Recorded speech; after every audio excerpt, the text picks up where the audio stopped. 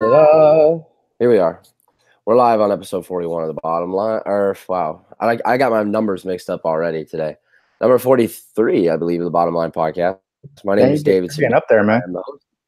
Yeah, man. It's kind of crazy. Like, I feel like I just started this yesterday, and I'm already up to 43, and I got to get like a sombrero and a piñata for whenever I get to 100 have a party. There we go. Big What's going on, guys? I'm with my two probably go-to soccer aficionados for this UEFA Champions League preview podcast. The very familiar face of Tino Vergiels. Always pleasure. And my man Jared Lyle. How you doing, guys? All right, so let's dive right into it. With the Champions League draw having been taking place, I think like last Friday or the Friday before that. Mm-hmm. We've got some pretty interesting groups, a couple of groups that some are calling the group of death, and I wanted to ask you guys that question first. I think the groups that I had kind of like in my mind as possibly groups of death are probably Group B and probably Group C.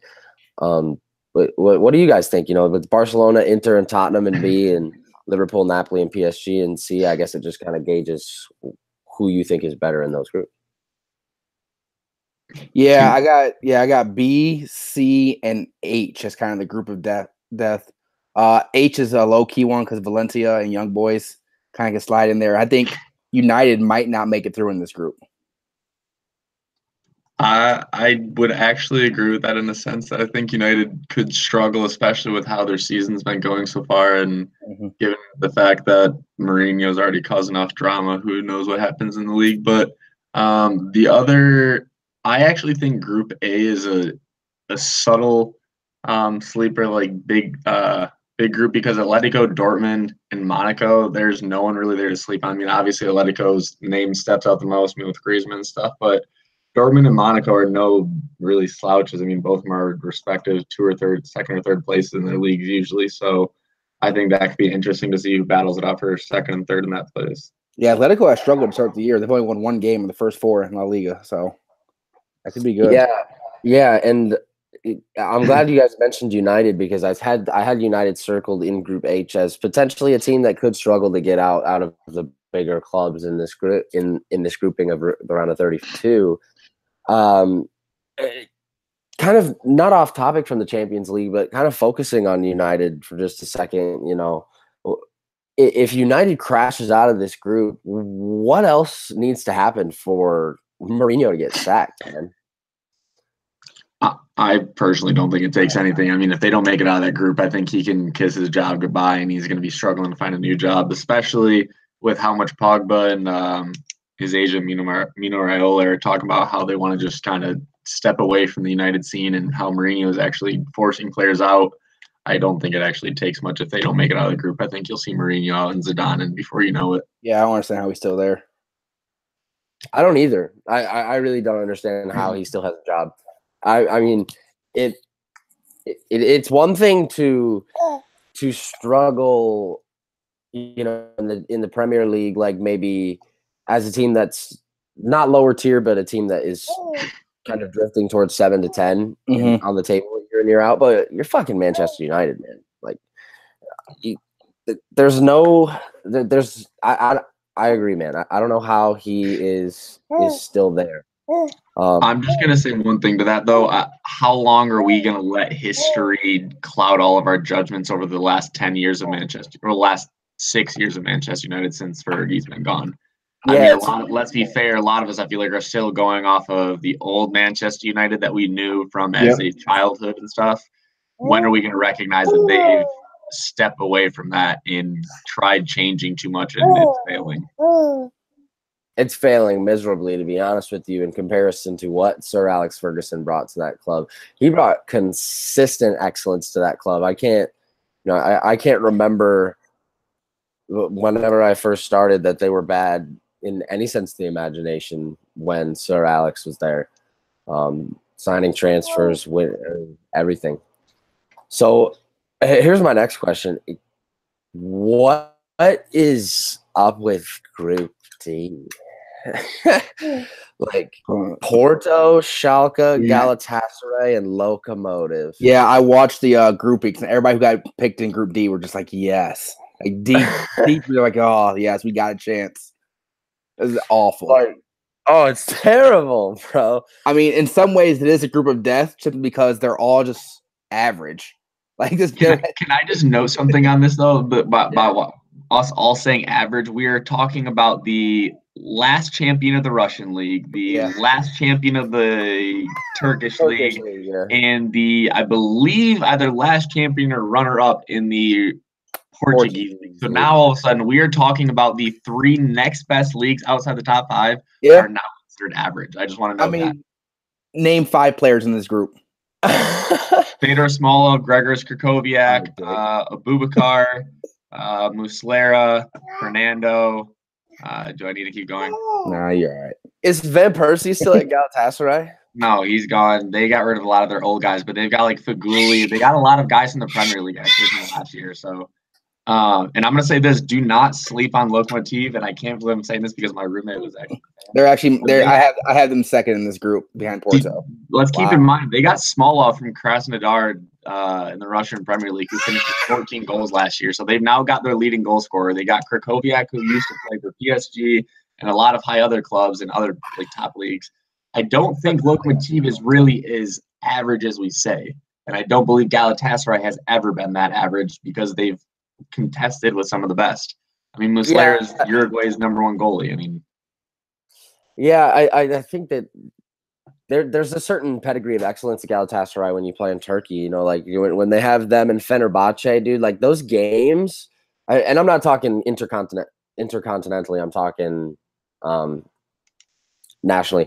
But with those games between like Galatasaray and Fenerbahce, bro, like people get stabbed walking home from those games. Yeah, I mean, have you seen the fans at those games? I mean, there's flare guns and there is fans going absolutely wild with those. So I mean, those atmospheres alone may cause issues for teams. And while there is no standout name in that group, that is going to be a group that I don't think anybody can truly predict right off the top of their head.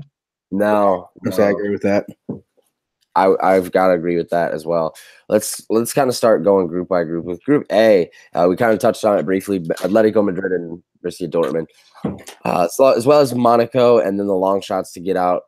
Dude, I always pronounce this wrong. I always botch it. Is it Club Brugge? I think it's Bruges. It's Bruges. Yeah, Bruges. I always get that wrong. It's they're coming over from the Belgian league, and you know they're going to be a long shot to place anything other than 4th.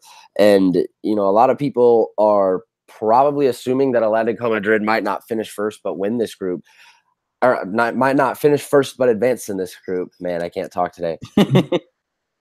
But I think it's a lot more interesting than that, to be honest with you. Dortmund will provide them a test. I think you guys touched on it earlier, or Jared touched on it earlier. Monaco as a team not to sleep on. What do you guys think about Group A? Go ahead, Jared. I have Atletico still going 1. I don't really care what happens in their league play so long as they have Griezmann as their striker and a few of those other guys on their team. I really have no judgment towards them. As far as 2 and 3 go, I have Dortmund ahead of Monaco slightly based off the fact that I still like a lot of the young players on Dortmund, and I still think that their attack is deadly enough, and if Marco Reus stays healthy. Now, if he was to go down again like he has last few years, I flip-flop them, but I think it's 51-49, I'd say, on Dortmund for me. Yeah, I'd go with that. I think Monaco just lost a few too many pieces to kind of pick up right away. I think they'll be good more towards the end of the season. They'll still probably come in 2nd or 3rd in the French league, but I don't know. Make out of here. They'll come in 3rd. They'll make it to the freaking Europa League, go far in there, and do the same thing next year. Still questioning that Jared Lyle is selling for $5 million to the Wolves. Wolves are 8th right now.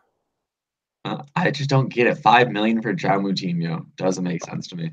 Yeah, no, me neither. But yeah, they are in 8th right now, right? Yeah. Well, Monaco kind of restarted their whole midfield. If you look at there, they literally their entire midfield. Yeah. So they sold Fabinho too. They kind of just like, all right, let's bring some more young players in there, build their confidence up, and then sell them again. Maybe it's because like, dude, Monaco has a ton of money. Like, I mean, I don't know. Maybe remember they're their own country. down in the south of France. Yeah, dude, that doesn't make any sense. They're not in France, so they have money. That doesn't make any sense at all to me. Like, how can you be in France, but and not in France? Yeah, but you're your own country at the same time. I've never understood that. That's called having money and doing what you want. That's what that's called. That's what the Catalan and where Barcelona is in Spain. That's what they're trying to do. They're trying to be Catalonia wants to become their own little country, and it's like, stop, dude. Like it's like, yeah, like it's okay to have a big government. I promise it is okay. You will be all right. Right, like, dude, it'd be like, what if Texas like decided to be its own country, but still like wave the American flag? It doesn't make any sense, bro. That's wild. Oh man. So, are you guys both going with that Atletico here? Yeah, I'm gonna go with Atleti and Borussia and Monaco, then Bruges. Yeah, that's my order as well. Same. All right. Group B gets interesting. Dude, Group B is very interesting. We'll talk about a team that has kind of struggled to get out of the gates. I think Inter Milan did struggle a little bit getting out of the gates in the beginning of Serie A. And to be honest with you, they kind of have continued with only one win in 4 matches. But Barca and Tottenham will provide an interesting kind of dynamic into this group, as well as PSV from the Netherlands. Tino, go ahead. How do we see this group? Yeah, so I mean, obviously Barca in first. They're just way too deep. Then I'm going to go Tottenham in second. I mean, I have them coming second in Premier League, so I think they can handle Inter and PSV. So Inter in third, PSV in fourth. Inter's got to grow up. I don't know what they're doing. Icardi's not really playing well right now. So that's what I got. Yeah. Okay, so sorry, I was just actually looking at the roster on Inter to make sure I was right. So for this one, I have Barcelona winning. I have Inter ahead of Tottenham. I think they're still learning a lot of their new pieces. I was just looking to make sure I was right. They haven't been playing Nainggolan. They haven't been playing Versalco from Atletico. They're still missing a lot of their pieces that they intended on playing for a large portion of their season. And we've also got to keep in mind that they have Perisic and Brozovic, who are both coming off of the World Cup hangover, I think, still a little bit. So, in my opinion, I think if Tottenham gets its feet rolling, let's not forget, if Inter gets its feet rolling, Tottenham's going to get wiped clean by them. I think Nainggolan's going to take over Eriksen. I think Icardi's going to shred up that Tottenham defense. I think Inter's a better team than Tottenham. I think Tottenham's going to start showing their true colors. We saw it in the England national team during the World Cup. And here's the hangover for the rest of the players. So that's just kind of the way I view that one. Yeah, Tottenham coming off back-to-back losses is kind of an interesting dynamic as well. I was actually up and watching their game against Liverpool, and there were not a lot of things that really impressed me, particularly in the second half. They had half their squad playing. Yeah, it's true. I mean, I'll be honest, Harry Kane hasn't done anything. See, I'm very quiet. I'm not really high on Harry Kane. He's more of just a poacher. He doesn't do much for that team as I would like him to be. I mean, he fed great passes. And obviously, Son's still coming back from his whatever Chinese Asian league they had in the middle of the season. And Dele wasn't there. Lloris was still injured. I mean, it was just an ugly game. You got to calm down, dude. My biggest thing with Harry Kane is that I feel like too many times over the last few years, he's throwing up consistent goals, obviously, but I feel like people keep throwing his name up. Oh, he's scoring goals like Salah or Ronaldo, and I feel like we constantly put his name with names that he should not be a part of. Harry Kane is no more than a good goal poaching striker in a league that requires you to just have tap-ins, and for the most part, we don't see him put the spectacular goals in the net.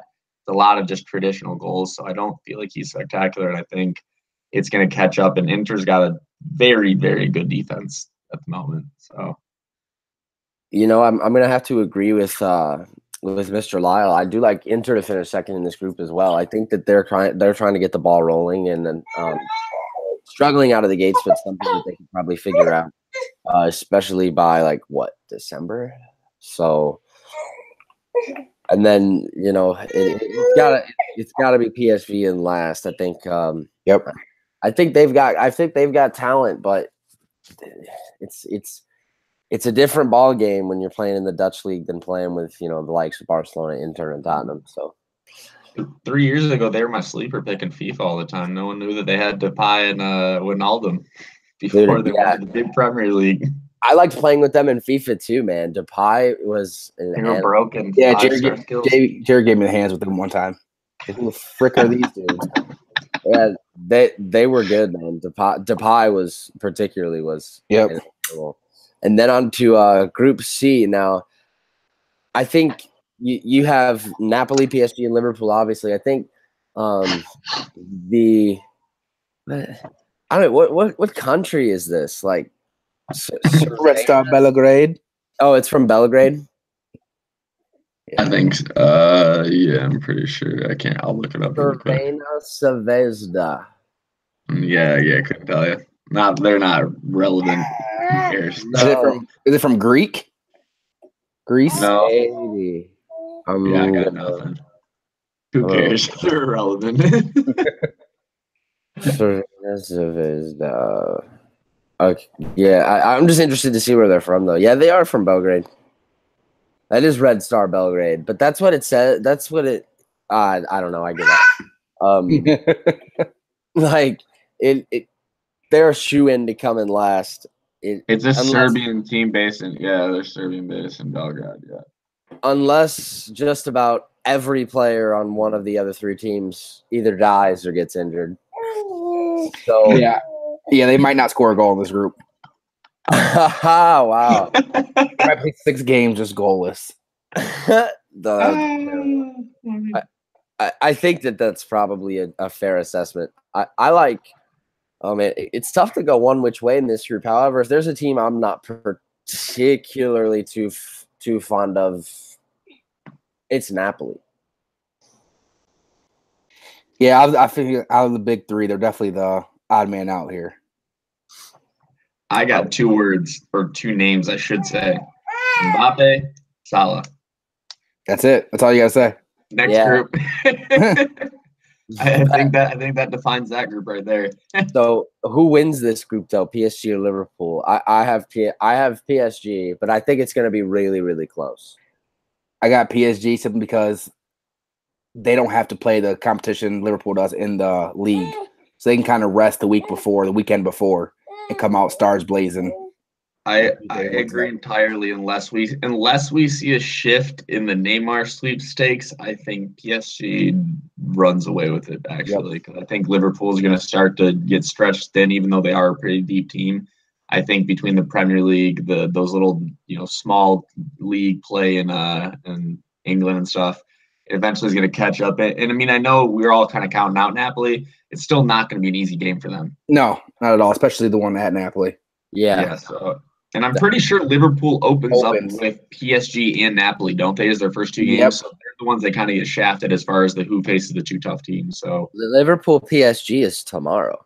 Indeed. Oh, actually, I could be wrong. Liverpool's next 8 games, I'm pretty sure, are all against top 3 Premier League teams, PSG and Napoli. That's brutal. I'm pretty sure they literally go PSG, either United, Tottenham, Southampton. So they go PSG, Southampton, Chelsea in the League Cup, Chelsea in League, Napoli, Man City, Huddersfield, then Belgrade. It's just that's just tough. That's just a lot of big games and a lot of days in a row, and that can start to catch up. Absolutely, that's something that I wasn't aware of about Liverpool's upcoming slate per se. I actually think I saw it as a meme on Facebook, which is why I saw it. I did too. I saw it was ESPN tweeted out. Yeah. So, and then back on topic of Group D, a group that we think might be a little more interesting than what meets the eye.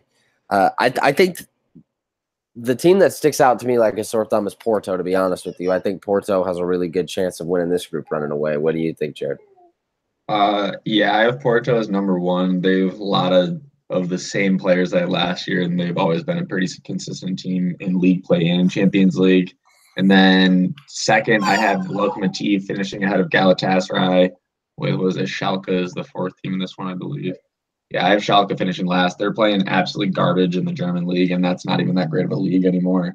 I have Lokomotiv slightly ahead of Galatasaray just because Galatasaray got rid of a lot of their Turkish players and kind of just spent cash. So I think Lokomotiv is just consistent. They won the Russian Premier League last year, so I think they'll carry it over at least for out of the group stages. Out of the same order as you, and I do as well. We all have the same order in this one. Group E is a group we haven't talked about. This is kind of a Bayern Munich and everyone else kind of thing. I think we'll see if Athens can make it interesting, but I think it's Bayern and whoever gets ahead between Ajax and Benfica. What do you think, dude? I would agree. I think Bayern Munich, and when we get to the next group, I think it really is the top team, and then everyone else as well. But I have Ajax finishing ahead of Benfica on this one. They got Daley Blind back. They have a lot of Delight or whatever his name is their center back. That's kind of every team's kind of going for. And they got a lot of the same players that was at striker last year. I can't remember their names anymore, but a lot of the same players. And I don't think Benfica is that great. They're playing really well in their league, and I think they're actually in first place. But I don't believe in them. I think Ajax has done consistent enough and past that it'll carry over. Yeah, so that's why I say Benfica actually is in first place and kind of starting out strong here. I think it'll carry over for a little bit, at least enough for them to kind of get comfy in second place behind Bayern, who's obviously gonna not drop any points in this group. No, they definitely shouldn't. But I think you're all right, man. I think Ajax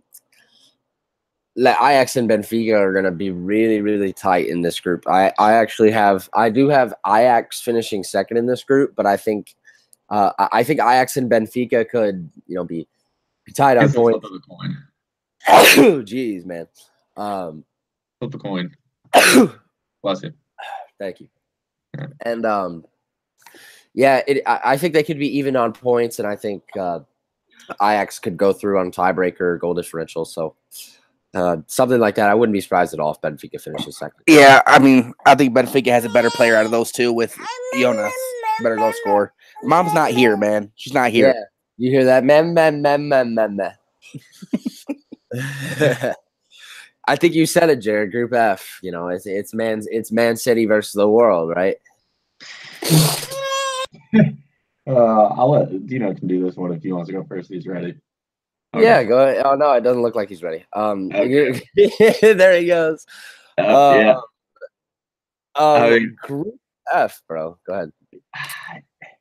Like you said, I mean, I know you support City as much as I do, and I look at this, and the old days of Lyon might have been a little scary. The old days of Shakhtar might have been scary, but Man City is the absolute Goliath in this group, and I don't even see them dropping a single point.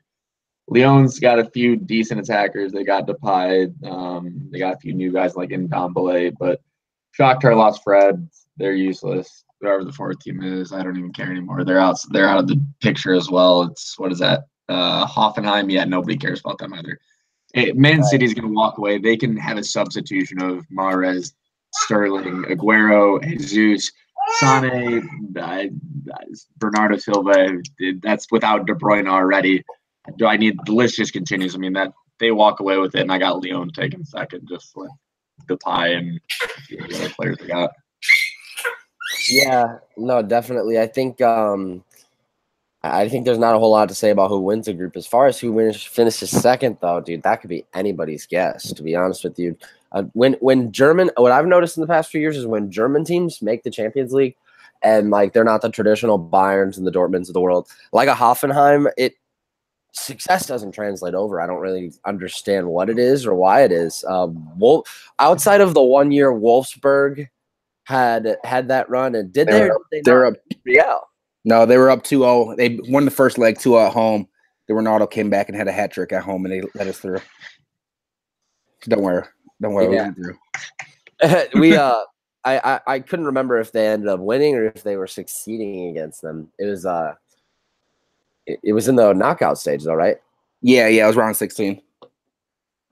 Yeah, but these German teams that aren't the traditional powerhouses of the world just have problems when they get to the Champions League. So I think it leaves Man City finishing first, and then, you did say that Fred leaving Shakhtar makes them susceptible to a lot of things, but I still got to go with Shakhtar in second, man. Sleeping on Lyon. I love Depay, man. Yeah, Depay, and they still got Fekir. So they got Fekir. They got the best two players in the group outside of City. Yeah, I agree.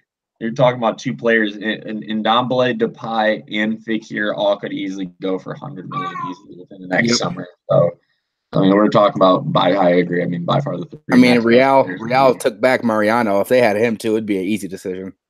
Yeah, I agree. Speaking of Real. Yep. My man. Finally got an easy group. My God. Yeah, this is we had Borussia and fucking PSG and everybody else's last few years. Yeah, no, definitely. I think City was in that boat for a really long time too. We were always we got shafted. It felt like every year we either had like Bayern or like last year. Barcelona or somebody. It literally felt like I think the 2 years we've had Pep, have we not faced both his former teams? Yeah, no, I don't think so. And we had Barca the 1 year. Oh yeah, that's true. That was in the round of 16 though, wasn't it? It might have been, maybe. I don't know, but it just feels like City just gets stuck facing some of the biggest teams while everyone else drew like Shakhtar and stuff. So it feels good for us to get somebody good. Yeah. I think the fortune has turned a little bit for both in that regard. Madrid specifically, to me, it's Madrid, Roma, and Moscow to the Europa League, and from the Czech Republic in last. Moscow's an underrated team against Roma. I mean, but Roma still should get through. Does Moscow still have a Doumbia? Anybody know? I don't. I'm gonna take a look at that. So long as that man is in a CSKA Moscow uniform, they can play second in any single world. I promise you that, because when they played against City, they played against Arsenal. He just always found a way to get goals and stuff. So I agree. I have Madrid, Roma, Moscow, Victoria Plzeň. He's not there right now, by the way. They have a 20-year-old Fedor Chalov who has 6 goals in 7 games right now. Oh, okay, all right. So that's potential, but yeah, I mean, I agree. I still have Roma, but I'm gonna be curious to see how the departure of Nainggolan affects that midfield, and as they get older. And over the last 2 years, Tati, De Rossi, they've kind of just aged. And the one thing I will say, and this is actually just in the last week, they're fighting off a bid for like Kostas Manolas, their center back, because his release clause is only like 34 million, and as we know nowadays, 34 million is chump change to most top teams. So if they don't find a way to lock him down long term, that team could be decimated pretty quickly. Yeah, Doumbia is over in La Liga now at Girona. Oh, okay. All right. It's good to know for FIFA purposes, considering it comes out in 2 days. True that. Need to figure out what dumb teams I'm going to be going up against. I still don't even have my console fixed, man. I mean, it's just, I poor. You get on that, my son. It's going to be a great game. I'm bummed out about it. I've overplayed the demo already. I had to take a break today. Oh, I couldn't play the demo too much because I did that last year, and then I got really bored of FIFA quickly. So I'm hoping I'm going to be really excited to play. And Ultimate Team's going to be sick, and I need you to play so I can play somebody else. Dude, I mean, it's I can't remember the last time a FIFA was getting ready to come out, and I had kind of no plans on grabbing it anytime soon, just because of the fact that how does an HDMI port just stop? Like I don't get it. Like your purpose is to work, so why are you not working? Like it. I don't. That's some shit I'll never understand. So then moving on to the final group, we have Juve and Man U and Valencia. And dude, Young Boys is a team people always sleep on from Switzerland, but this is Juve and Valencia. Yeah, I got Juve and Valencia too. Valencia has struggled so far through the season as well, but I think they have more goal scoring threats than United, which is sad to say. No, definitely. I think that's something I probably would concur with. What about you, Jared? So I have Juve number 1, even though Ronaldo's not scoring goals. I really don't think that's anything to worry about. Yesterday, boy, don't hate.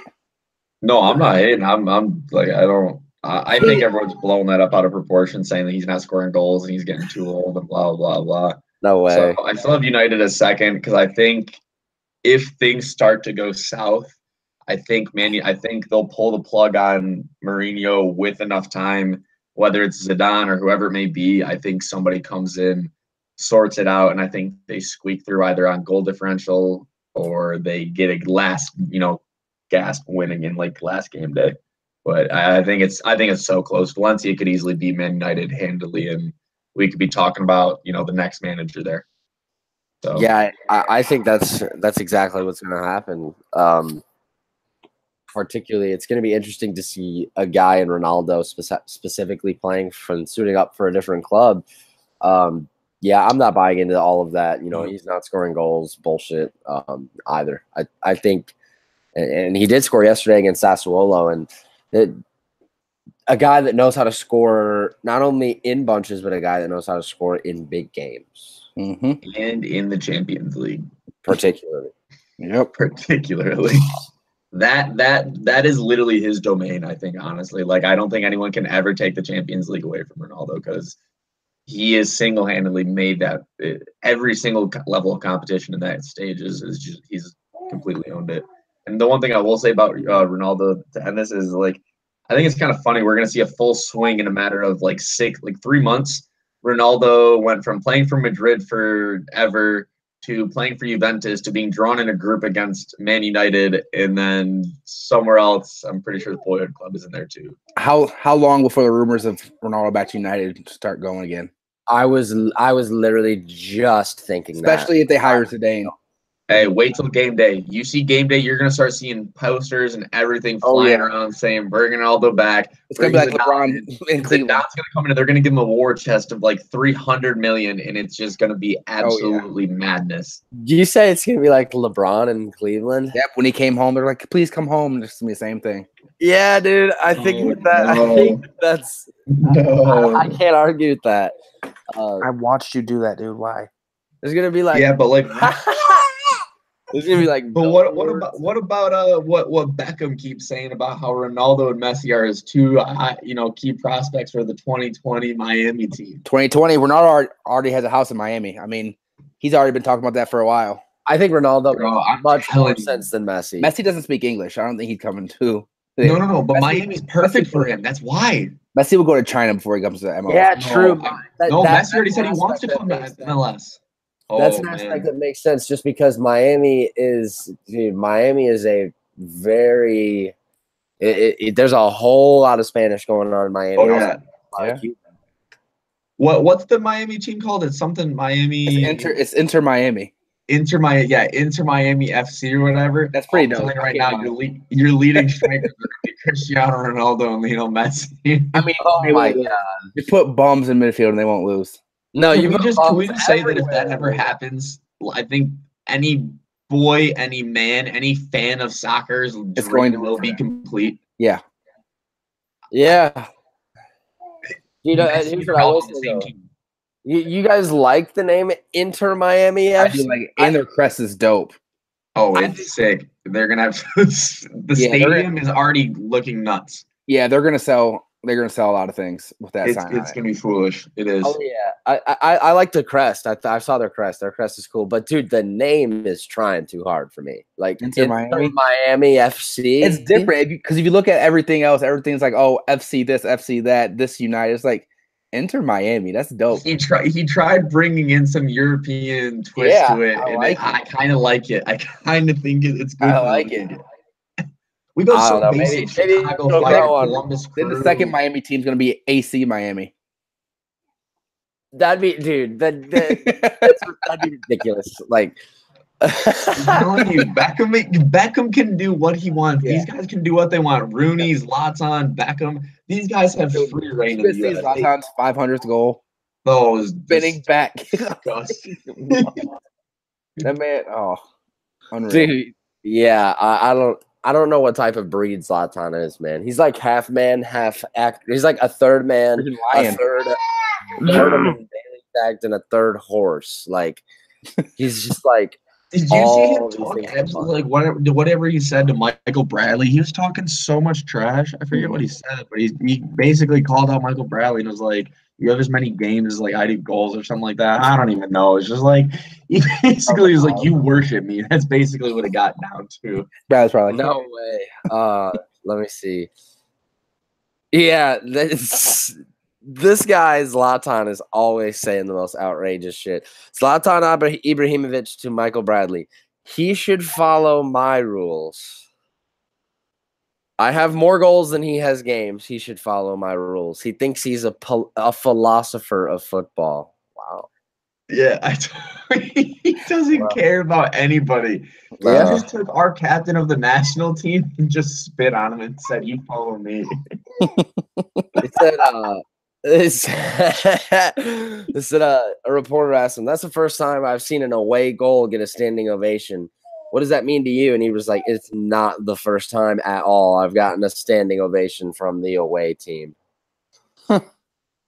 That's so dope, though. Like, the team that is rooting against you is just like, dude. And Bradley fired back. He said, "I'm not worried about Zlatan. I'm worried about 3 points tonight." I mean, I guess that's the right thing to say. Yeah, that's a good thing. No, that's also just they were up 3-0 and 1-4-3. They almost blew it. What else is Michael Bradley gonna say? No, please go up to Zlatan and tell him no. Love to see. Yeah, Zlatan's down to fight 100%. Dude, yeah, he would throw hands literally right in the middle of the field, like especially now that he's in the U.S. Like, you know. Oh yeah. If there was ever like an army of like big, strong guys that I'd want behind my back, Zlatan's probably like my first call. Wow, I'd say like Zlatan. Brock Lesnar's a good candidate. Oh yeah, I'm sure, but man, Zlatan can do things with his body, like the way he just like ninja kicks and stuff. It's just like not human at 6'6", 240 to be able to do those things. Yeah. No, totally. He's a freak of nature, man. Still, the biggest disgrace to him of all time is the FIFA taking away his 5-star skill move. Just want to know. Dude, yeah, agree. There's like a very very long list of things that that his personality has kind of created into where he kind of just throws caution into the wind when opening his mouth. And I think people like that are the best. Dude, Balotelli is another guy, especially like when he was in his early 20s, like in his like last year at Man City. Man City, Bala was a straight clown. Oh, he was an absolute fool. He literally inspired me to do a draw on a white shirt that says "Why Always Me." When he scored that goal, I literally wore it in a freaking rec league when I scored, dude. He inspired me to do whatever you want. I'll tell you that, man. Did that like you like took off the shirt over it and had that on it? He literally he had a white blank T-shirt. And he wrote "Why Always Me" when he scored a goal in like a big game. And I decided when I was like 12 years old that I thought that was so cool or whatever it was. And I wore it to my next indoor game and I wore it on my shirt and I got a yellow card for it. But I didn't care because I was like Balotelli. No way. I'm dead serious. A Tam O'Shanter. You got a yellow? You got a yellow indoor. 100%. I took my jersey off. Dude, someone should tell that ref to take life a little less seriously. Everyone else understood, so it was okay. So I didn't care. It's like, dude, what are you doing giving yellow cards? Like, for freaking celebration. Calm down, man. We're playing inside at Tamo. Like, Balotelli is an inspirational person to follow. I'll tell you what, you follow him and Ibrahimovic as a striker, you're going to learn that you don't play defense and all your job is to score goals and celebrate and talk. Score and be a personality. That's it. That's all you got to do. That's it. That's your job, and you're a complete striker then. Guys, I think we've come just about to the end. You guys have any final thoughts? I know Tino Madrid. Tino, it looks like these two are very interested observers when the camera switches to somebody else. They kind of like are like, yeah, like, oh, who are you? This dude's I have Sports Center on TV, so that's what Lincoln's watching right here, watching football highlights. Last thing I want to ask, I know we talked about it in the last one, but has your guys' opinions changed at all as who you think is going to win the Champions League with after seeing a few weeks of soccer? No, mine are still the same. Yeah, I'm still on. I think Madrid's got it. Okay, all right. I was just curious. I agree. Did you change yours? No, I mean think I said PSG before, and if I didn't, then that's what I'm going with. I have them written down. Yeah, I think I said PSG before, but that's what I'm going with. And like I said, so long as the Neymar sweepstakes doesn't change where he gets sold to Madrid or something stupid, then I think they're in the clear. Yeah, not till next summer. Financial fair play, man. It's gonna happen. There you go. Oh man. Good old financial fair play. All right, guys. I think that just about does it. Thanks again, guys, for coming on, and I can't wait. I can't wait for it to start tomorrow. Oh yeah, it's always good talking soccer a little bit more. I'll see you guys later. See you guys. Say bye. Peace out.